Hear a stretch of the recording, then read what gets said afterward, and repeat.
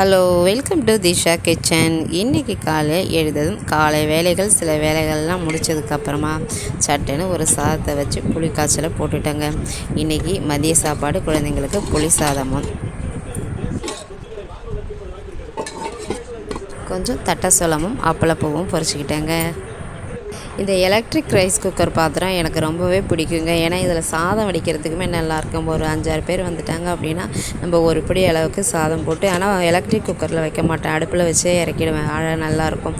அதுமாரி நிறைய குழம்பு வைக்கணும் அப்படின்னாலுமே இந்த பாத்திரத்தை யூஸ் பண்ணிக்கலாம், நல்லாயிருக்குங்க. அதனால் இதிலே இன்றைக்கி புளி சாதத்தையும் கிளற போகிறேன். கிளறையும் முடிச்சுட்டேன். இனிமேல் டிஃபன் பாக்ஸில் வச்சு அடைச்சிட வேண்டியதுதான்.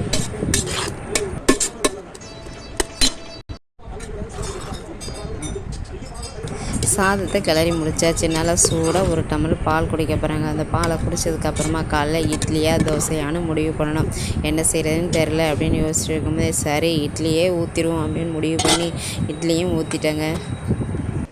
இட்லிக்கு தொட்டுக்க சரி இன்றைக்கி சாம்பார் வச்சிடலாம். ஒன்றும் இல்லை, இதில் வெறும் சிறுபருப்பும், அதாவது பாசிப்பயிறு, தக்காளி, இது 2 மட்டும்தான்.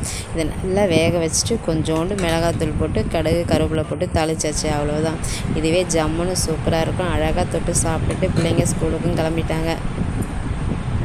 அவசரத்துக்கு இட்லிக்கு தொட்டுக்க செய்ய ஒன்றும் இல்லை, ஒரு தக்காளி கொஞ்சம் சிறுபயிறு போதுங்க. வேக வச்சு கடைஞ்சி தாளித்து விட்டு பாருங்கள், ரொம்ப டேஸ்ட்டாக இருக்குங்க.